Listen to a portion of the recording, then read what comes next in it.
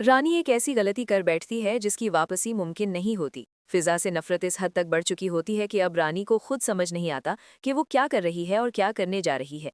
Rashid jail जा चुका होता है। फिजा के लिए जारून के साथ रास्ते साफ हो चुके होते हैं और जाते जाते जारून रानी के सामने बस एक जुमला कह जाता है, मैं बहुत जल्द फिजा को अपनी दुल्हन बनाकर यहाँ से ले जाऊंगा। बस यही जुमला रानी के दिमाग में आग लगा देता है। गुस्सा, हसद और शिकस्त का जहर एक साथ उसके वजूद में दौड़ जाता है। रानी दौड़ती हुई फिजा के कमरे में पहुंचती है और बिना कुछ सोचे समझे चीख पड़ती है, तुम मारो, मैं तुम्हें तुम्हारी दिल की मुराद पूरी नहीं करने दूंगी। तुमने मेरे भाई को पगलाकर जानबूझकर राशिद को पकड़वाया है। राशिद कोई क्रिमिनल नहीं है। मैं जानती हूँ ये सब तुम्हारा किया धरा है। फिजा खामोश खड़ी रहती है और यही खामोशी रानी को और भड़का देती है। और देखो जरा, इतने आला कपड़े पहनकर बन सवर कर घूम रही हो, ना कोई शर्म ना कोई पछतावा।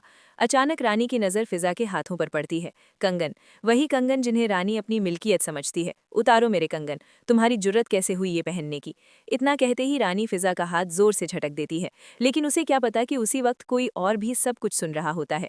साकिब, जो दरवाजे के पास खड़ा हर लफ्ज, हर लहजा और हर जहरीला जुमला सुन चुका होता है। ये क्या कर रही हो रानी? साकिब की आवाज़ कमरे में गूंज जाती है। रानी पलटकर चीखती है, इसकी जुर्रत कैसे हुई मेरे कंगन पहनने की? तुमने इसे दिए क्यों? इसकी औकात है ऐसे कंगन पहनने की? और बस यही वो लम्हा होता है जहां साकिब की आंखें खुल जाती हैं। जो जुल्म वो बरसों से नहीं देख पा रहा था, आज साफ नजर आने लगता है। उसे समझ आ जाता है कि उसकी बहन के साथ जो कुछ होता रहा वो उसी औरत के हाथों हुआ जिसे वो बीवी कहकर हर बार बचाता रहा। आज रानी का असली चेहरा सामने आ जाता है। वही रानी जो हर वक्त जताती रही कि ये उसका घर है और बाकी सब लोग उसके एहसान पर जिंदा है। साकिब का सब्र टूट जाता है और अगले ही लम्हे थप्पड़ रानी के चेहरे पर पड़ता है। खबरदार, आज के बाद मेरी बहन को एक लफ्ज भी कहा तो मैं कुछ नहीं सुनूंगा। साकिब की आवाज में पछतावा भी होता है और चेतावनी भी। जो तुम कर चुकी हो उस पर मुझे खुद पछतावा है, लेकिन अगर अब एक कदम भी आगे बढ़ाया तो तुम्हारे लिए अच्छा नहीं होगा।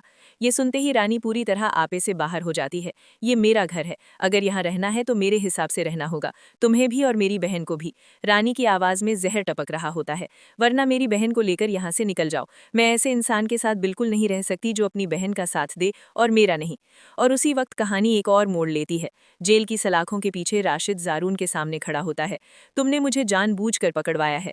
मैं जानता हूँ तुमने ये सब इसीलिए किया ताकि मेरी फिजा से शादी ना हो और तुम खुद उससे शादी कर सको। जारून बिना किसी झिझक के कहता है, मैंने तुम्हें इसलिए नहीं पकड़वाया कि तुम मेरे रास्ते में थे, बल्कि इसलिए कि तुम्हें क्रिमिनल हो। जिन लोगों के साथ तुम काम करते रहे उनकी सजा यही जेल है।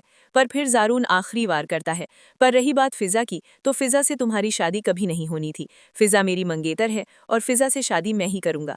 जेल की सलाखें खामोश रहती हैं, लेकिन राशिद के अंदर एक नया तूफान पैदा हो चुका होता है। और उधर रानी, साकिब और फिजा के दरमियान अब जंग सिर्फ अल्फाज की नहीं रही, ये तो बस शुरुआत है।